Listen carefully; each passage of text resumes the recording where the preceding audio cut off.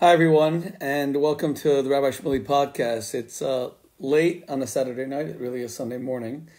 But I'm great. I'm so grateful to have you guys, and thank you for joining me. I'd love to have your comments today as well. Okay, so now you can all see me. I need to know if you can hear me. Okay, so if you guys are watching on Facebook, please tell me now. I always have to check the connection because we use different devices for Facebook, and they don't always work. To all the people who are watching on Instagram, nice to see you. We're going to talk about Unorthodox, to those of you who watched it on Netflix. It's getting a lot of attention. I just saw that Larry David commented, he told Maureen Dowd of the New York Times, one of my favorite writers, and he's someone I love. I love Curb Your Enthusiasm, but I saw that he told Maureen Dowd that he watched Unorthodox. It was one of his favorites. So before I begin, can someone here on Facebook, hey guys, tell me if you can see me. I'd really appreciate. I know you can see me. I want to confirm that you can hear me. So if I can see your comments, I'd really appreciate it. For all of you guys on Instagram, same thing. Okay, so Instagram can hear me.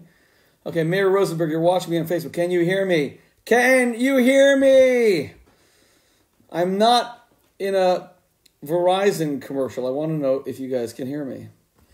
And I can see that all of you can see the ceiling. But just tell me if you can hear me. Okay, you guys can hear me. Good, thanks so much. So raise your hand. I wish this was interactive. We got to start doing this on Zoom. I mean, I think the limit is 100. But I got to be able to see you guys. Raise your hand if you watched Unorthodox on Netflix. And I want to hear your comments on it. So, look, in the time of the coronavirus, almost anything that isn't putrid is worthwhile as a distraction. We can't just ingest negative information the entire day, negative stories the entire day. We can't just hear horrible things because the news is so bad and painful. And in the area where we live, in the New York area, I'm in New Jersey right now. It's particularly painful when you see the suffering of all the people around us. And we pray to God every day to be safe. And we had a beautiful Shabbos together, my wife and I, with our kids and our grandkids, thank God. So, and we pray to God to be safe. But almost any distraction is welcome. So when Unorthodox came out, and it got so much attention, I was kind of, grateful. Oh, good, a new Netflix series at any time is a good thing. And this was going to be about Jews, even better, great. And I knew it was going to be a portrayal of a woman who leaves the ultra-Orthodox, quote, ultra-Orthodox Hasidic community in New York, that she leaves Satmar in Williamsburg. And I kind of knew it was going to be a negative portrayal. But even so, okay, fair enough, You're not lucky to always get a positive portrayal in the media. So I watched it with my wife. It's 4 episodes, about an hour each, so it's a 4-hour commitment. And I got to tell you, it was horrible. It was absolutely horrible. I'm not saying that it had no entertainment value. I mean, a train wreck of that magnitude is always going to have some kind of distraction value, entertainment value. It was horrible because its portrayal of religious Jews was so fraudulent. It was so disingenuous. It was so fake. So let's go through it one by one. Firstly, it's based on a book written by a woman who had a horrible experience in Satmar and wanted to leave. And this is a free country, and Judaism is all about freedom of choice. And if you don't want to remain in the religious community, it's your right to leave. And I don't know what happened with her, because I didn't read her book.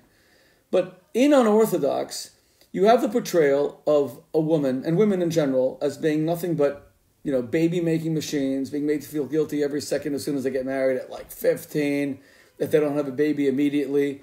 They're controlled utterly by their mothers-in-law. Their husbands are a bunch of wimps who are also controlled by their mothers. The religious lifestyle is utterly primitive. The people are primitive. They're uneducated. They're stupid. The religious lifestyle has no joy in it. It has no jubilation. It has no real celebration. It's oppressive. The homes look oppressive. The women are shaving their heads, so you see their bald scalps. They're going to the mikveh to be cleanse of their impure menstrual cycle. And this particular woman, and someone remind me of her name, please, in Unorthodox. Remind me of her name. This particular woman, so she plans to get out, and she goes to Germany, Berlin of all places, and she finally finds herself. She gets a boyfriend, they end up hooking up, and she gets to take off her sheitel, and she gets to wear a pair of jeans, and glory, glory, hallelujah, she is free at last, thank God Almighty, I'm free at last. That the Orthodox Jewish lifestyle is nothing but shackles, confinement, it's a prison cell, and this woman is finally released from the servitude, the subjugation, the slavery of Orthodox Judaism. Now, what's the truth? Now, I'm not Sabra. I'm Chabad. And you could probably see a picture of the Rebbe behind me, can you? Oh, that's weird. That's not a picture. That's a picture of the Pope, isn't that? And that wasn't there purposely. That's been there. Okay, that's an honorary degree that I got, believe it or not. And there's a picture of Martin Luther King over there. But the picture of the Rebbe all over the house, because I'm Chabad. We love the Rebbe. Today's the Rebbe's birthday, Yud Aleph Nisan, the 11th day of Nisan. And the Rebbe would have been 118. This is the Rebbe's 118th birthday, and 18 is very special in Judaism. And I'll talk about that soon. But I'm not Satmar, I'm Chabad. But let's be clear. And I haven't chosen a Satmar lifestyle, so I'm not here. I have no reason to defend Satmar. I don't have a lot of Satmar friends. I have Satmar acquaintances. I meet them at kosher restaurants. They're always very nice to me. Let's be clear. Satmar women have utterly and thoroughly repudiated the disgusting portrayal of women in Unorthodox. They have said that they're treated by their husbands like queens. In Judaism, in the Talmud, a man is supposed to treat his wife better than himself, dress her better than himself. He's supposed to satisfy all of her sexual needs. I knew that Unorthodox, before I even started, I said to my wife, Debbie, I said, just get ready for the sex scene, which is going to be so horrible. Every Orthodox Jews are always portrayed by Hollywood as sexual, either degenerates or sexual miscreants or sexual ignoramuses. They have no clue what they're doing. And sure enough, in Unorthodox, we see this couple who have sex. They try to have sex for like 6 months. They don't know their bodies. You have the woman actually saying she doesn't know that she has a vagina. Wow, I bet the creators of Unorthodox would be shocked that a guy with a yarmulke would even use that word. Huh? But I wrote kosher sex to stop infantilizing us as a bunch of sexual knaves. I actually believe that religious Jews probably have much better sex than people who are secular, because they put so much emphasis on passion and sexuality. And in Judaism, a husband's supposed to give his wife an orgasm. He's supposed to he's supposed to pleasure his wife. And Satmar Jews live by those same rules. And that's in the Talmud. And we say it even at every wedding, including at a Satmar wedding. We read the Kesuba, that a man has to fulfill his wife's she'era, Kesusa, Ona. He has to give her clothing and food and shelter. And he has to address her sexual needs. You tell me where that is said at a non-Jewish wedding, or at a secular wedding, openly. So we Jews, we don't have sexual hang-ups, precisely the opposite. Our religion is the religion that always celebrates sex and sees sex as something beautiful. And in the Talmud, as I wrote in Kosher Sex, everything is allowed between a husband and a wife. Everything, with the exception of sex during menstruation, nida, and that period of separation actually builds lust, as I've written in all my books. And then we don't watch porn, because you're not excited about your wife, and she's not excited about you. You're excited about strangers. But everything is permitted sexually between an Orthodox Jewish couple's sex life. So this disgusting portrayal in Unorthodox, where we see the couple, they don't know their bodies. She doesn't know that if she has a vagina. They're like rummaging, they're feeling, they have no clue. They're babes in the wood, and the young wife, who looks way too young, by the way, she has to go to a Kala coach, a woman who, of course, is who treats sex like something mechanical and robotic, and they finally end up doing it in 15 seconds, and he says, Rabbi Chaya, this is amazing. That 15 seconds of sex was absolutely incredible. And why do they always attack Orthodox Jews on sex? Why are they always coming after us on sex? Because whenever you want to belittle a community, whenever you want to belittle belittle an ethnicity. By the way, I never use the word race, as you guys always know, because there's only one human race. We're all God's children equally. We just subdivide into different parts of the family, but we're all God's children. We're all one family, the human family, Jews, non-Jews, Orthodox Jews, secular Jews, atheists, agnostics, Protestants, Catholics, Buddhists, Hindus, Muslims, etc., etc. We're all God's children. We're all one family. But whenever you want to go after a group and degrade them, you always degrade them sexually first and foremost. Look at the kind of racism that we saw in the time of slavery and Jim Crow against the black community, where they would portray black men as protect white women from these voracious sexual deviants in the black community. They always racism, anti-Semitism first and foremost. It comes after people's sexuality. So in Netflix's Unorthodox, the first thing they need to do is show that they don't know what they're doing sexually. Their sex life is terrible. The fact that Hasidic couples have so many kids, it must be that they were delivered by some kind of stork or FedEx to them, because they've never had sex. They don't even know how to have sex. God Almighty, they don't even know they have genitals. They don't even know that they have genitals. So, the grotesque sex scenes, which is such a stupid lie. What a dumb lie. And then the utter oppression of the women. Let me be clear. I could take any community and I can portray it negatively. I could take the very liberated secular society in which we all live. I'm an Orthodox Jew who lives in a secular society. I'm part of the secular world. I'm a religious Jew, right? But I live in the secular world. I live in the mainstream world. I can take the secular world and I can utterly portray it as degrading to women, belittling to women. I could portray it as women jumping in lycra up and down with pom-poms, even at universities, places of higher education, while guys throw touchdown passes and while guys, dunk the ball soaring through the air in basketball, and the women jump up and down. But that's not an accurate portrayal. That's just a small moment in sports. I could portray the drunkenness of what happens on campus, secular campuses, at sororities, or at the fraternities, getting the girls, getting the young women completely smashed and drunk. I could portray the whole Me Too culture and everything as being rampant in secular society. But I have to say, that wouldn't be true of most people living in secular society. Most men that I know respect women. Most men I know honor women. Then there are some jerks, and they've been exposed in the Me Too movement. And so we try to create a society that has more respect for women. But I could, if I wanted to, portray it negatively. You could take the Hasidic community and also portray it negatively. You can show us Orthodox Jews tying ourselves up in leather every morning with a tefillin and say, oh my God, these primitive people are actually tying themselves up in leather. And without my explanation, or the Jewish explanation, that the tefillin is about the integration of the intellect. One of the tefillin goes on the head, and the emotions, the heart and the mind and the heart. Without the explanation, it would seem almost absurd. We could take kosher food and we could portray it almost as absurd. Oh my God, these Jews are such weirdos. They don't eat pork.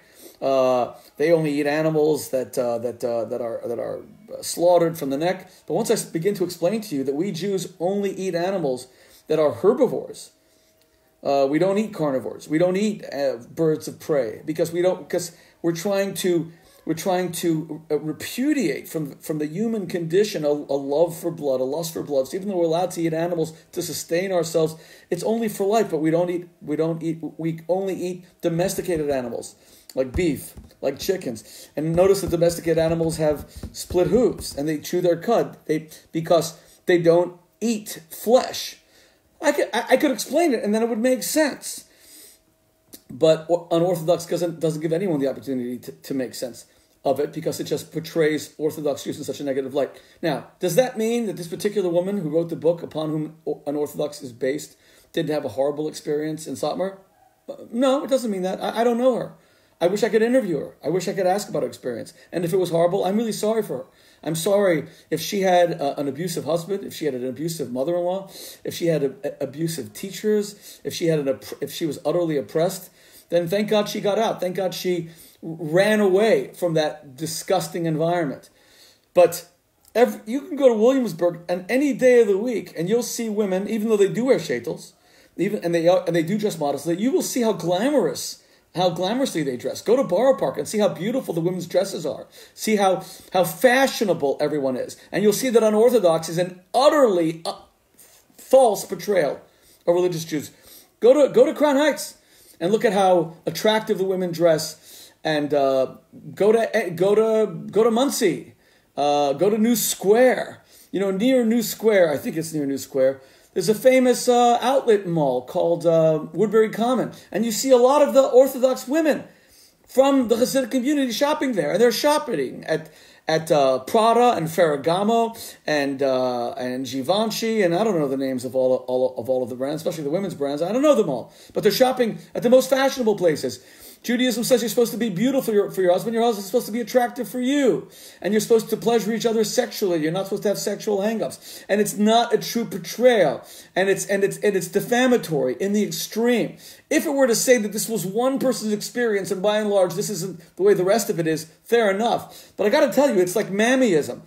When in Gone with the Wind, you take an African-American woman and when you show her, as mammy, and then the portrayals of African actors and actresses for so many years was so degrading, there was a rebellion against that. And they're right. That's African-American culture. No, that's disgusting. It's called racism and bigotry. And when you take the Orthodox Jewish community and every single time you portray them as backward and stupid and primitive and dumb, and the women are oppressed and terrible sex and they don't know where their genitals are. Come on, how many religious Jews do you really believe don't know where their genitals are? It's like Jews are waking up, everyone's saying, oh my God, do I have genitals? And where are they? Can someone give me a map of my body? I actually need a map of my body to discover whether or not I have genitals. I'm not saying it's never happened, but the idea that this is regular, the idea this is happening all the time, give me a flipping break. What is it about Hollywood that they love to portray Orthodox Jews so negatively? Why don't we see? I want to contrast it for a moment. Look at our Muslim brothers and sisters. Also get a false portrayal if they're portrayed always, God forbid, as terrorists. Remember, Islam, like Judaism, like Christianity, worships the one God. It tells people to live lives of civility and kindness and charity. But then you have people who pervert Islam, and they go and they blow people up and they kill in the name of Islam. So if every TV show portrayed every Muslim as a murderer, you would say, something tells me that 1 billion Muslims on earth are really not all like that, and you're kind of overdoing it. Now, if the shows were only about terrorists and people who have chosen to pervert Islam, okay. But here's my point. One of the most popular shows on TV right now is Homeland. Can someone remind me of the name of the actress that stars Claire Gaines? Is that her name? Claire Danes? Anyway, she's a great actress, and it's a great series sometimes. But right now the series was all about how the Taliban. This is the final season. The Taliban wants to make peace in Afghanistan, and it's all about how Haqqani, who's the fictional head of the Taliban, the head of the Taliban.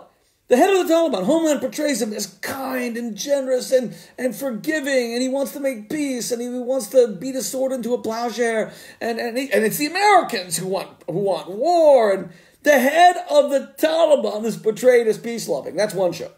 But Orthodox Jews in Netflix as unorthodox are portrayed as violent, because you also have that violent, crazy cousin that's sent to bring the wife back, and he's a primitive thug. He's an utter thug, and then they're going to whorehouses in Berlin, and he's a regular at houses of prostitution. God Almighty, this is blasphemy. It's blasphemy because it's taking people who are trying to lead a godly life by their own choosing. Do you think there's some sort of cage in Williamsburg that keeps people there? Do you think there's some sort of electric fence that you get electrocuted every time you try to leave? Give me a break. Whoever wants to leave can leave. What if we took the Amish and portrayed them as utterly backward? They won't even use electricity. They got a horse and a buggy. And then, now you can do that. I'm sure that if you wanted to, you could portray them horribly if that was your intent. And you could take probably one Amish woman or one Amish man's story, and they probably have some horror stories, like any community, and you could probably make that into a whole series and say they're all kind of like that, but that would be very unfair. Just as I think unorthodox is very unfair. Very unfair. And it's a pattern. It's like a pattern. God Almighty. Hollywood's assault against Orthodox Jews. Now let me tell you the truth. This is the Orthodox Jewish life. The Orthodox Jewish life is about the beauty of Shabbat and turning off the phones and turning off even this Facebook and Instagram and talking to your kids and learning Torah with them. The Orthodox life is about going to synagogue. Not now. There shouldn't be anyone going to synagogue now because coronavirus. Because the Orthodox Jewish life is also about promoting life and health and the infinite value of every life always.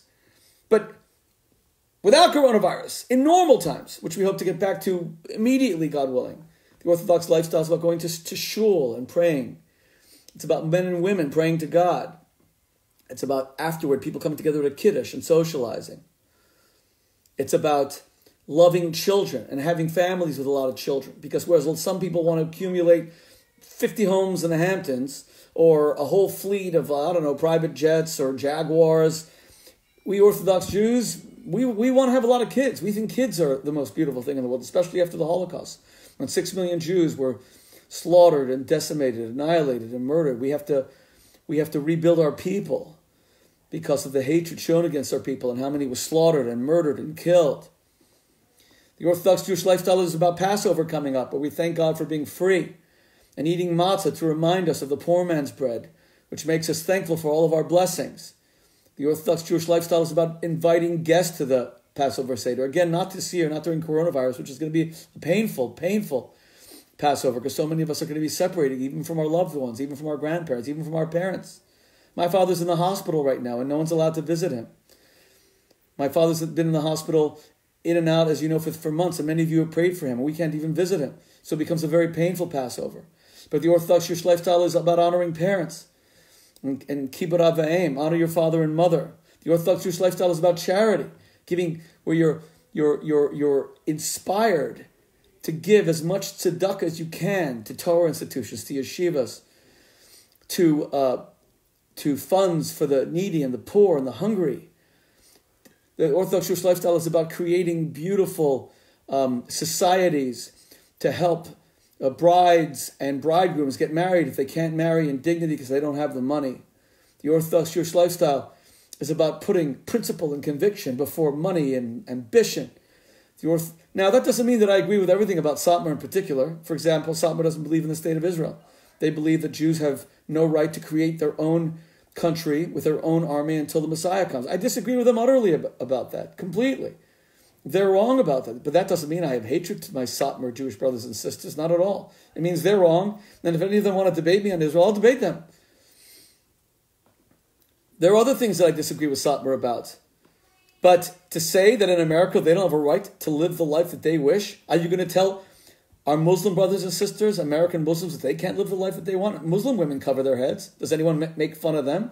When I see Muslim women wearing the headscarf, and I see it very often, if I see a Muslim man or woman on the street, if I see a Muslim woman in her job, I try to always walk over and say, thank you for upholding your faith. And they're so moved, and I show them my yarmulke, and I say, we who affirm our religious identities in public, we need to stick together, because so often people belittle us. So often people put us down. And that's true of Muslims and Jews and Christians. Look, HBO had that show, The New Pope. I mean, great acting by Jude Law. Great acting by John Malkovich, as always, one of the great actors of our time. And they really took digs at the Catholic Church and the Vatican, showed so much corruption. In one episode, they even kind of show one of the popes being murdered. Having said that, they also try to balance it with some very nice things about, like they portray the young pope, Jude Law, as being profoundly compassionate, especially to the poor, especially to the helpless. But in unorthodox, and by the way, the new pope, the young pope, they're not accurate portrayals of the Vatican. I mean, Pope Pius XII, Hitler's pope, was a horrible person, and there no redemption for him. And you know my position on that. But this Pope Francis, what a beautiful soul, and I hope that he's protected from the coronavirus. John Paul II, one of the great men. Pope Benedict, who's right behind me in that meeting that I had with him. What a great man. These are great men, these popes. So the new pope, the young pope, these weren't accurate portrayals of the Vatican. But at the very least, even amidst their fake portrayal of the Vatican, they still showed some humanity. But in unorthodox, there are no Jews who have almost any humanity. Even the old grandma who loves her granddaughter, who raised her granddaughter, even when her granddaughter calls her crying from Berlin because she's all lonely, the grandmother just hangs up on her. Even the grandma's got like no compassion and no heart, doesn't even miss her granddaughter. Nah. That's not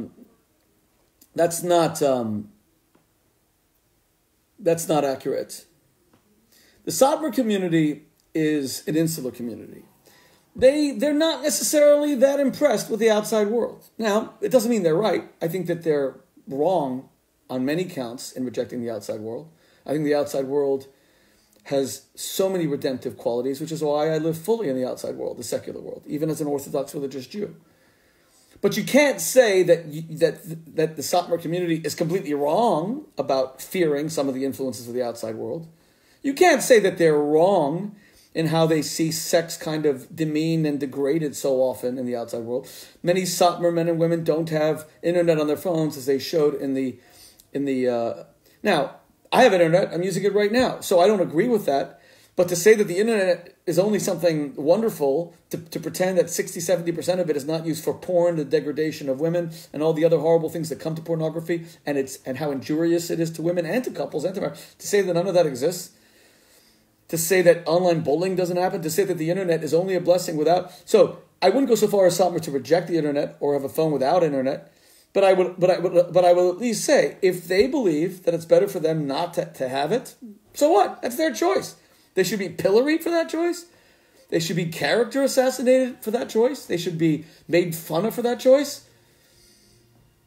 You and I all know that there would never have been a Netflix series like Unorthodox about religious Muslims in America. It wouldn't happen, because there would have been a backlash. People would have called it Islamophobia, and this is Orthodox Jewphobia, and it's wrong and it's not right.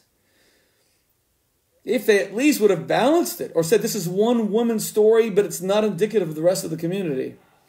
Okay, so that's what I have to say. I didn't want to make this too long, but I do want to read some of your comments. First, let me just check the time. Okay. I can't, it's going to be, there's a lot of comments. I'm not going to be able to go through them all. But maybe I'll read them and come back to them. I wish that some of you could comment, or, I wish I could see you. Some of you are saying it's a horrible portrayal. Aaron wrote, happy birthday to the Rebbe. Yes, happy birthday to the Rebbe. This is the Rebbe's birthday today. Yud Aleph Nisan. Chana said it was her experience. I'm not saying it wasn't. And then Lisa Geller says it was her story. I'm not saying that that's not true. I'm not saying this isn't an accurate portrayal of one woman's horrible experience in the Orthodox Jewish community.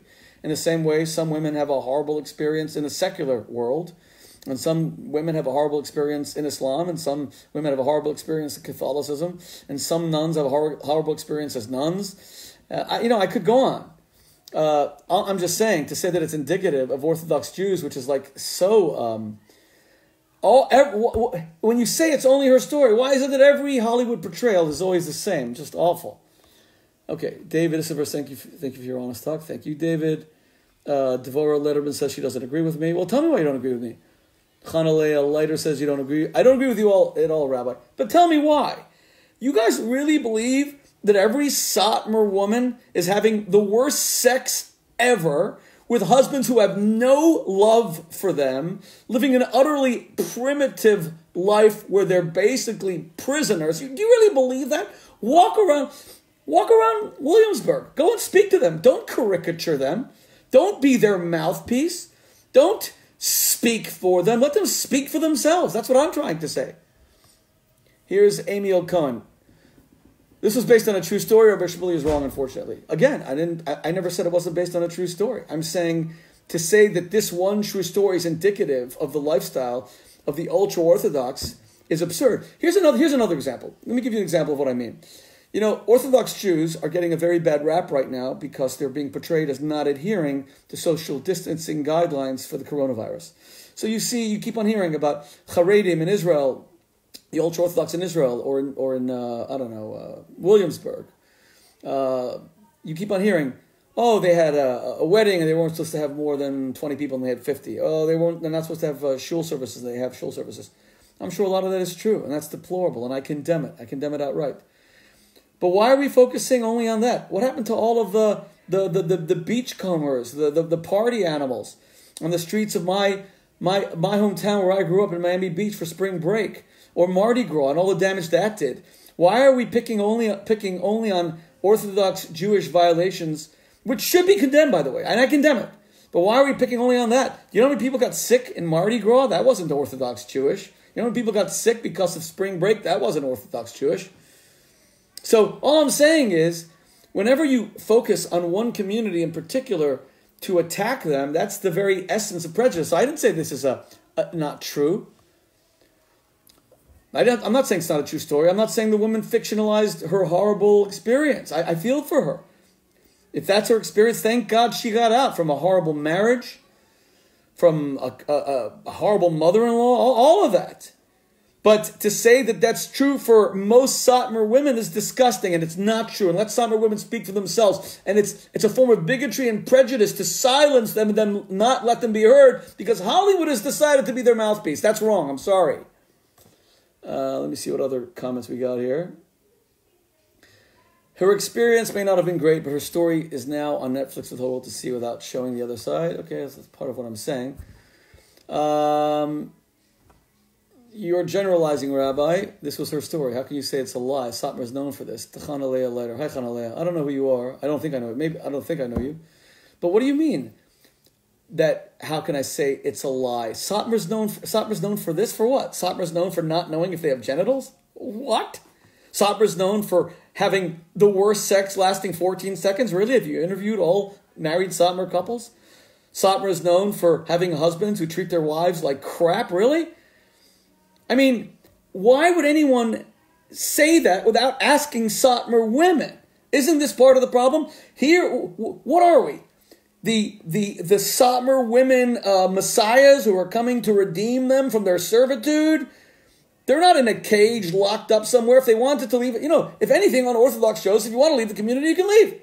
Then you're going to say, but they follow you to Germany. I mean, come on. You suddenly have like Sabra James Bonds who are running to, Australia and England, and Sabra James Bonds who are bringing back all of these escaped women. If a woman hates being raised in Satmar, she should leave.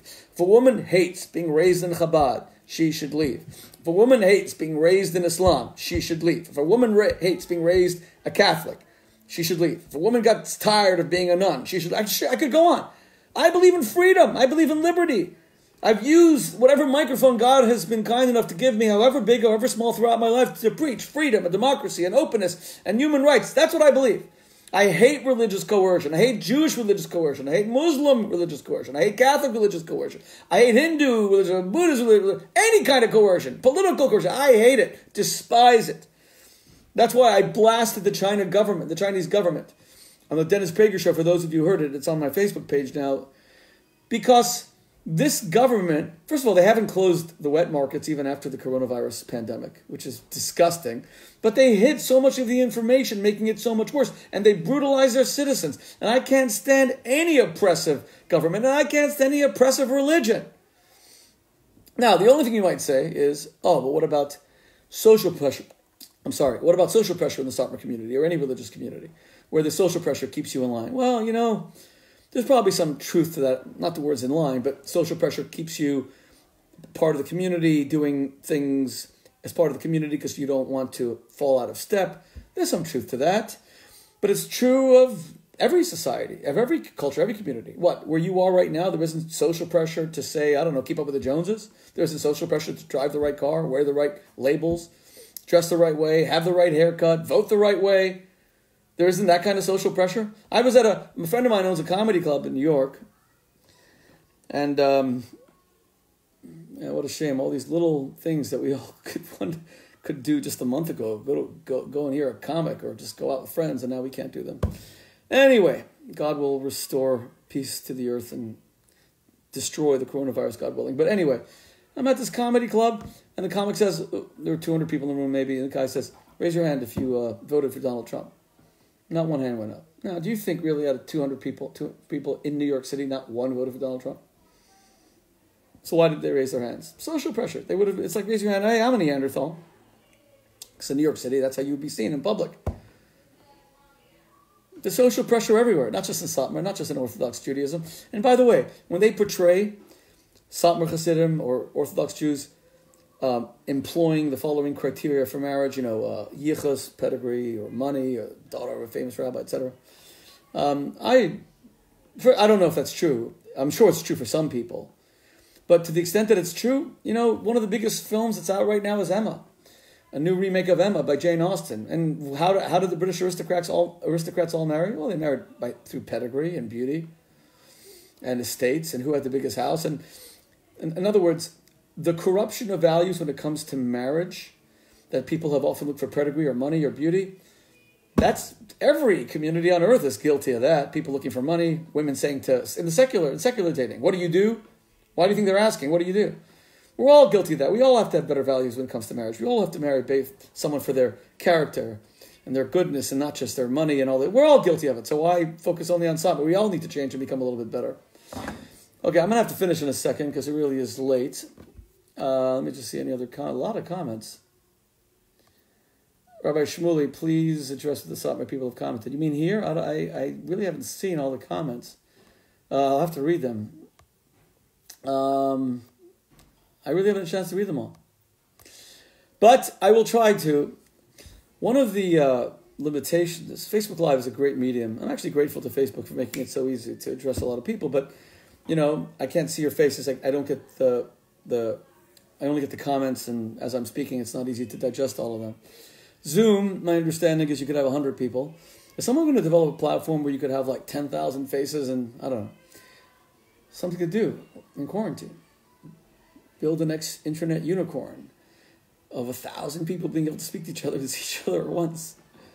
Okay, look, it's very late, and I'm grateful that you guys have all been watching, and thank you. The Lubavitch Rebbe's birthday is today. I miss the Rebbe so much. The Rebbe was my teacher, my most important influence, my inspiration, and we miss the Rebbe so much. I'm so happy that the Rebbe is such a powerful presence in the lives of my children. And you don't know, very often I do these Facebook Lives from the other room, and you see this painting that my daughter Sterni made of the Rebbe, and it says, Or Olam, the light of the world. And that's what the Rebbe was. He was the light of the world. So the Rebbe's light should shine, and it should shine, and the Rebbe's light should shine into all of your lives, because the Rebbe served God with all his heart, and he pointed us towards a better relationship with God, a more wholesome relationship with God. The Rebbe wanted us to make God the epicenter of our lives, and today we remember the Rebbe and the Abbas Yisrael, the love of our fellow Jews, and love of our fellow human beings, the love of the human family that the Rebbe taught us everywhere. God should purge suffering from the earth. There's too much suffering in the world. It used to be a cliche when we said that, but during the coronavirus, it's not. Especially for those of you who are in the New York area, for my fellow brothers and sisters who are in this area, God bless you, and let's all get through this together in every area. Wherever people are suffering, may Hashem bless you. I will be speaking to you more before Passover, so I'm going to wish you a happy Passover, but not a final happy Passover, because I'm going to speak to you again. God bless you all.